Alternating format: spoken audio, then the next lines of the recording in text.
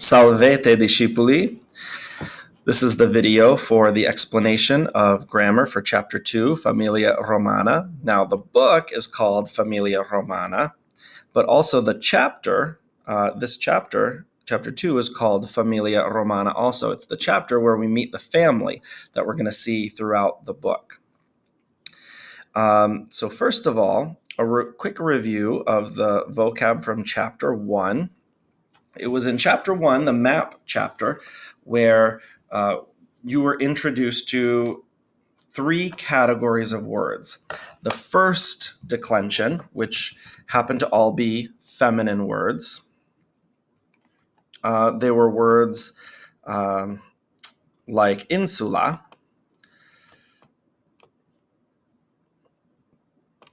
Okay. Insula is a first declension word. It's a feminine word. And we learned how to pluralize these different words. Now, right now, these words are all jumbled up, right? We learned, so let's just kind of find the ones that we already know. We learned fluvius. I don't see the word fluvius anywhere on here. But I do see dominus. Dominus, I know, looks like fluvius on the end. So dominus is a member of the same declension. It's a second declension masculine word. And remember that third category we also call second declension because they're so similar. We call that a second declension neuter word. And the main word from the last chapter was oppidum. So the rest of these are just kind of scattered around. And so our job is to sort them. All right. So here we go. Roma. What I'll do is when I've sorted them and they're correct, I'll kind of like layer them. I'll kind of like block them up together. Okay. And so everything else that's just kind of loose, down here, that's just, we haven't decided yet. Okay. So fluvius, there's fluvius. I thought fluvius must be there. There we go. Now, some of these have different endings. They could be the plurals, right? Liberi. So we learned that second declension masculine words, they end in the E. Provincia. Let's block right over here. It's province. I remember that from the first chapter. Creta.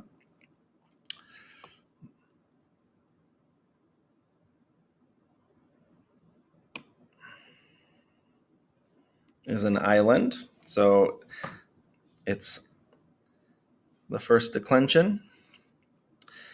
We have oppidum. We have vocabulum. So these second declension neuter words ended in . Tusculum was the name of an oppidum, a name of a town. Now, notice here, oppidum, here's oppida. I might be tempted to take oppida and bring it way over here, but I have to remember oppidum is the way to say town. Oppida is actually the plural way to say towns, because with neuter words, with ums, the plurals actually are an A. So we have to kind of remember that oppidum was a thing, because if a oppida was one thing, then multiple would be oppidai, right? And there's no such word as oppidai, but there is such word as oppidum. We know oppida is a plural that goes with the oppidum. All right, we had servi for slaves. What's behind here? Fluvii. So I'm going to put fluvii next to fluvius. And I don't know that everything has a singular and a plural. Some things just might have the singular alone or the plural alone. I want to point something out for this next chapter, because some of these words come from the next chapter. Liber. No, that's not the same. Liber and liberi don't go together. Liber means book. The plural of that is libri. Liberi, the singular of it would be liberus. Liberus. One thing that you're going to discover here, pater means father. Now, even though it doesn't end in an us like most masculine words do, if pater means father, and father has a biological gender, right? A father is a man, then we know that the word pater is going to be a masculine word, even though it doesn't end in us. And a word that's like that is mater. Mater means mother. So mothers are obviously female, they're obviously feminine. So the word mater is it's not a first declension word, but it is a feminine word. Okay. Because as you know, there are 5 declensions and we've only touched 2 of them, but there are 3 genders. And we've covered all the genders already with the first 2 declensions, right? The first declension words are feminine, and in the second declension, there can be masculine and neuter, right? 2 different categories within the second declension. And so what about those other 3, right? And the answer is they can have multiple different genders within them as well. So mater is a 3rd declension, and we haven't learned about those yet, but doesn't matter. Mater is easy enough to remember that it's mother. Vocabula. So I have a vocabulum over here, so I better pair vocabula and vocabulum up. Filius goes here. Marcus, pater, insulae, let's put that across from insula, imperium, it's empire, it's going to go over here, syllabi, doesn't have a syllaba to go with it, but it's a plural over there, and I think I've got them all. Yep, here we are. We've arrived. All right, so let's get into the new stuff. In the previous chapter, here's a first declension word. It's taking its time.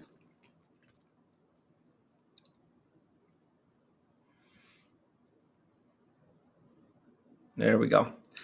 In the first chapter, we only had revealed the nominative, the singular and the plural, for the first declension and for the second declension, masculine and neuter, although we're just looking at a first declension word right now. And what we're looking at is the word Aemilia, which is just a name, this is the mother's name in the story. So her name is Aemilia, and people's names would decline, would take these different endings, just like any other noun. And so the nominative, like if you actually said to somebody what your name is, you would use the nominative. And sometimes there were people with the same name. And so you might use the plural forms of these 2 and say Aemiliae, like the Amelias. But typically we're going to be using these ones from the singular column, as you could imagine. So Aemilia means Amelia, the nominative, when Amelia is the subject of the sentence. So that means the doer of the verb. So if Amelia goes somewhere, you'd say Amelia went somewhere. If there were multiple Amelias, you'd say, and if they were the subject of the sentence, you'd say Aemiliae went somewhere. And of course, you have the ablative in the last chapter, which it means lots of different things, has lots of different jobs, the ablative. But the job that we were familiar with from the first chapter is saying in. So if we ever wanted to say in Amelia, so maybe in Amelia there's a good heart or something like that. In Amelia is how we would say it, and we would just hold the A a little longer. So in the second chapter, a new job is being learned, and the job is the genitive. the genitive means of something. So, like if we were saying the voice of Amelia, we would, the word voice is vox, right? So like if you have a TV and the brand is Magnavox, that means big voice, right? In Latin, Magnavox means big voice. But if we wanted to say the voice of Amelia, we would say vox Aemiliae. We would not say vox Amelia. And there's no word for of in Latin. So we wouldn't say vox, some word that means of, and then Amelia. We would actually change the A to I, and we would say vox Ameliae or vox Aemiliae to say the voice of Amelia. And the genitive plural is, for the first declension, it's arum. And so, like if we're talking about the voices of the Amelias, voces Aemiliarum, right? The voices of the Amelias. So, and so that's what the genitive does. Another way to translate the genitive is to say like Amelia's something. So if we're talking about something that belongs to Amelia, so like that is Amelia's town. So Amelia's town would be Oppidum, right? Oppidum Aemiliae. That means the town of Amelia, or it could also mean Amelia's town. So if we're using a person's name, that name apostrophe S is another way we could translate this AE ending. All right, let's take a look at the second declension. All right, so it's kind of similar to the first in that look at the nominative plural and the genitive singular, they're the same ending. Well, look, the nominative plural and the genitive singular are the same ending again for the second declension, masculine words. So servus means slave or servant. Multiple slaves or servants are servi. And then again, this is when they're the subject of the sentence. In the genitive, saying the slave's something or the something of the slave would be servi. And you would think like, oh, isn't that going to get confusing? How am I going to know in a Latin sentence whether I'm talking about multiple slaves or whether I'm talking about something of the one slave? And we're going to see some examples. Got to fly. We're going to see some examples, and you're going to see it's not that hard. And then servorum is of the slaves. Take a look back at the first declension, Aemiliarum. Look at the arum. And here we have aurum. So there's some patterns. It's not like you're relearning the same stuff over and over again. And remember, we also had the ablative. So we only really saw the ablative in the first chapter when we were talking about something being in Egypt, because Egypt is Aegyptus, right? And Aegyptus was a second declension word just like this. So if we're talking about something being in Egypt, then that Egypt isn't the subject of the sentence. Whatever the thing is that's in Egypt, that's the subject of the sentence, right? So if we're saying in Egypt, we said in Aegypto. Okay, and so because we're talking about the family, because we're meeting this Roman family, we're going to use the genitive because we're going to be talking about like this is the father of so-and-so, or this is the mother of so-and-so, or this is the brother of so-and-so. And so the genitive is going to be used. And it's going to be used even in more ways than that. So what we're looking at here is, where's the best place for me to put my face here? Probably right up there.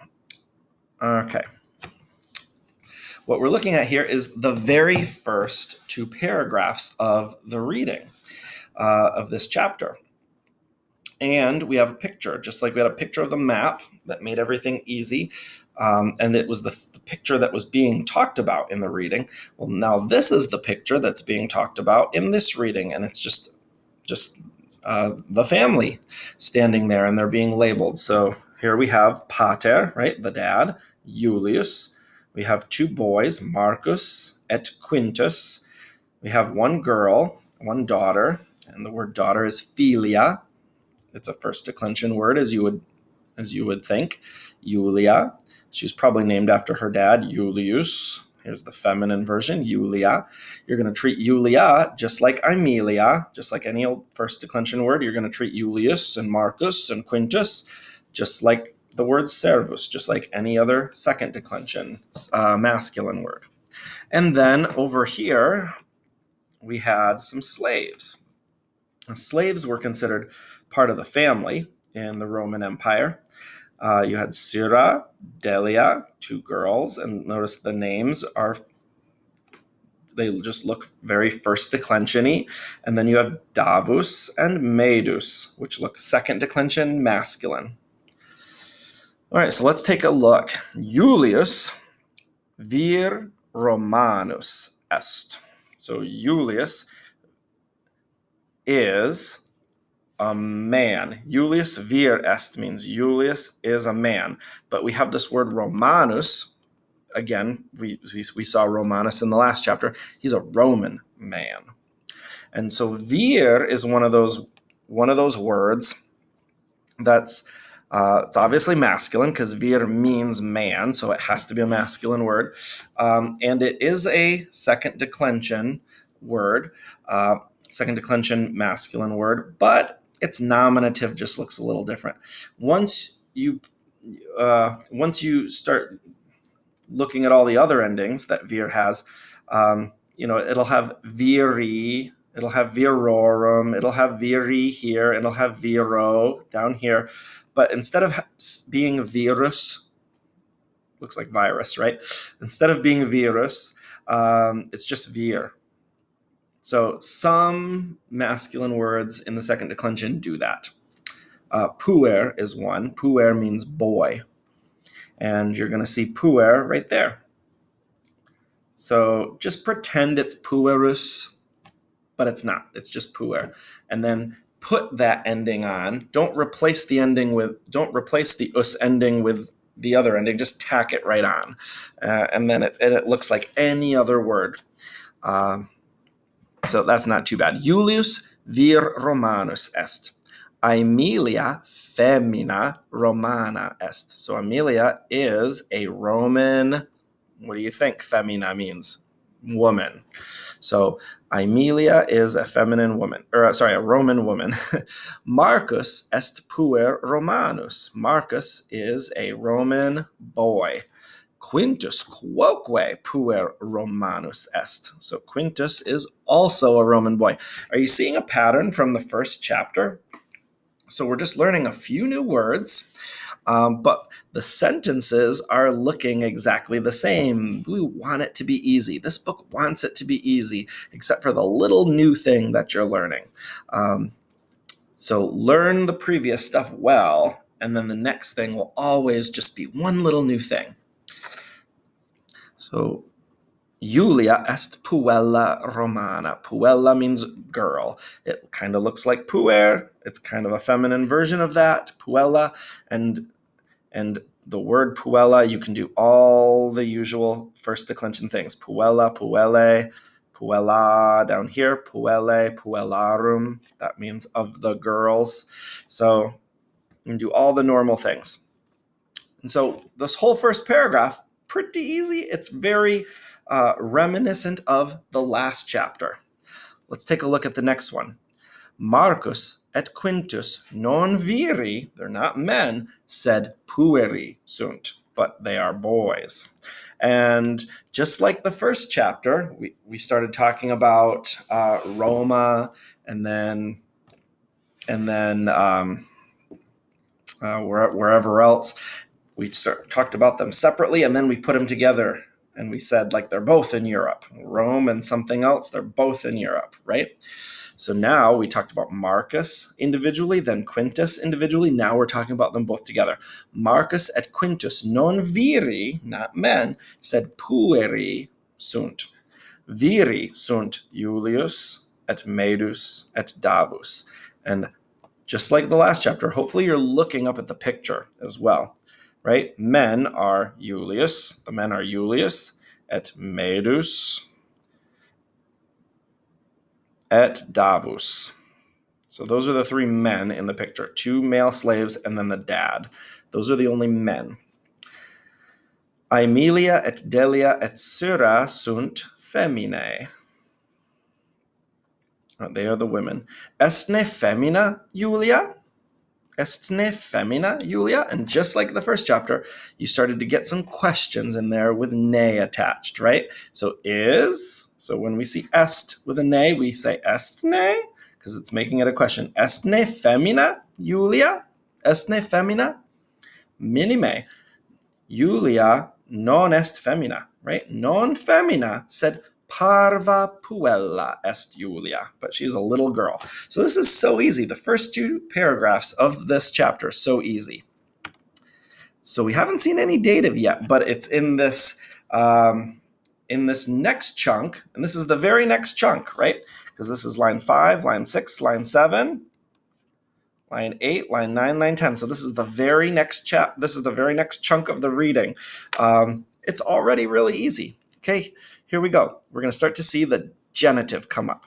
Julius, Aemilia, Marcus, Quintus, Julia, Syra, Davus, Delia, Medusque. And what we can do is when we list things in Latin, you finally, when you get to the last one, instead of saying and the last one, you can put que on the end of the last one. Delia medusque and medus sunt familia Romana, are a Roman family. So like I said, the Romans considered their slaves part of the family. So slavery was, still a bad thing, but it was very different than American slavery in the South. Let's see, where are we? Julius pater est. Julius pater est. He's the dad. Aemilia est mater. Julius pater Marci et Quinti est. So here is our first line of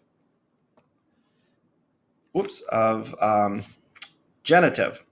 So Marci, well, that could mean Marcuses, multiple Marcuses, right? Marcus would be the singular. Marci would be the plural. Marci could also be genitive singular. And so the question is, which Marci do you think it is, right? Do you think it's the nominative singular? Julius, the dad, Marcus's, and Quintus's is? Does that make any sense?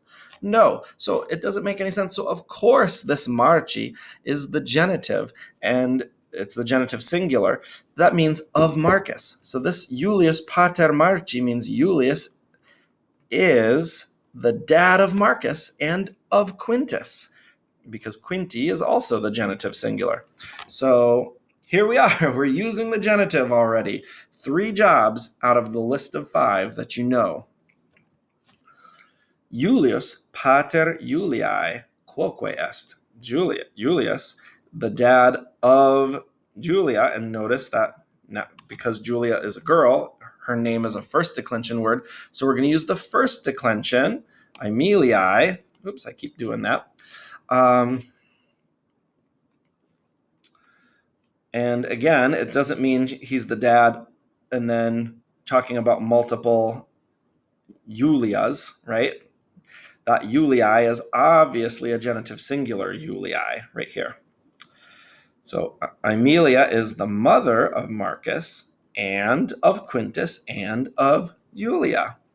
Marcus is the son, Filius means son, of Julius. Marcus is the son of Aemilia. Quintus also is the son of Julius and of Aemilia. So this is what it looks like to use the genitive, just adding I's. Now in this chapter, we're going to see some arums as well. But before we get to that, let's just take a look at this who. So in the first chapter, we asked, the books started giving you lots of information, but then it started asking you questions, right? This chapter is going to do the exact same thing, except now that we're talking about people, it's going to be asking you a lot of who questions. And the word who declines. The word who declines. So quis is the word for who. Okay, quis is your just main word for who. Who. But if we are asking who for plural, and we know the thing's going to be plural, like if we're asking a who are question, and we expect that the answer is going to be more than one person, we're not going to say quis, we're going to say qui, which kind of makes sense because this I ending with a macron is kind of like how plurals are, right? For masculine. So you're going to say qui sunt for who are. Qui sunt. And if you're asking who is, you're going to ask quis est. Quis est.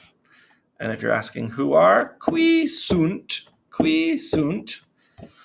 Now we also have que, which this AE, it could be a little confusing, even if I know this is the plural, right? But I want you to think this AE is a feminine ending. It is plural, or it can be. But there is no qua with just a plain old A. Que means who if you expect the person to be a female. So if you're asking who is the mother, you're going to say que est mater. Que est mater. You wouldn't say quis est mater because you know the mother's a girl. You're going to use que. And que is also the if you're asking about plurals and they're all feminine as well. So it would work for both. So we're going to see in the chapter que being asked for who, quis being asked for who, and qui being asked for who.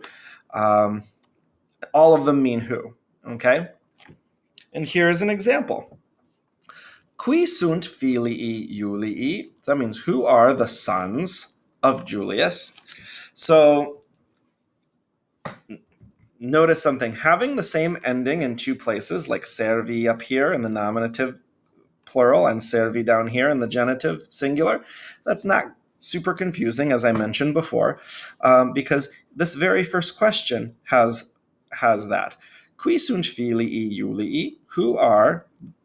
This filii is the sons nominative plural. So who are the sons? And then this I with a macron ending is of Julius. So it's a genitive singular. So it looks like there's multiple sons and multiple Juliuses, but there's not. Only this one is a nominative plural. This one is a genitive singular, right? So who are the sons of Julius? Filii Julii sunt. The sons of Julius are Marcus et Quintus.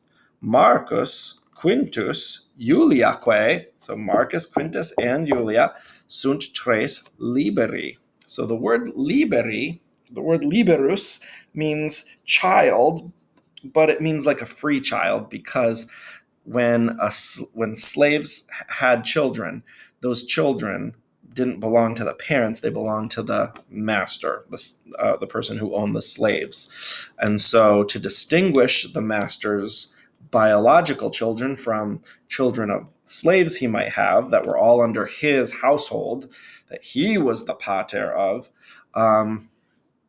we called them liberi. They're free. So doesn't that word even look like liberated? Liberi. So those three are his tres liberi. He has more children. Not that he's the biological father to, but just that he's the dominus of, right? That he's the head of the household of.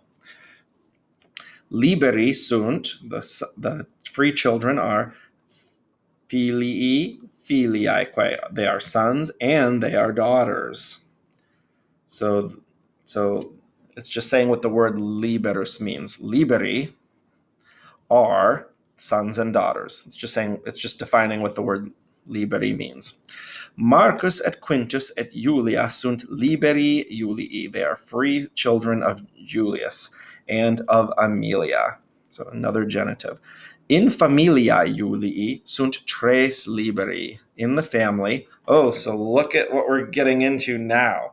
So in familia, notice the macron on the A, that's an ablative coming back from the first chapter. In familia Julii, in the family of Julius, sunt tres liberi. There are three children. And this sentence right here has all three jobs that we've learned.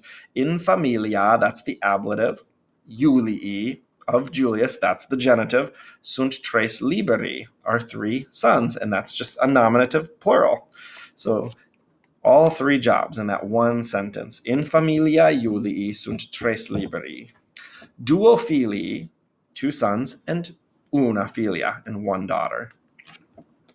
So we've seen the first four paragraphs of this chapter, and then this one's from a little bit further in, and we've seen another one.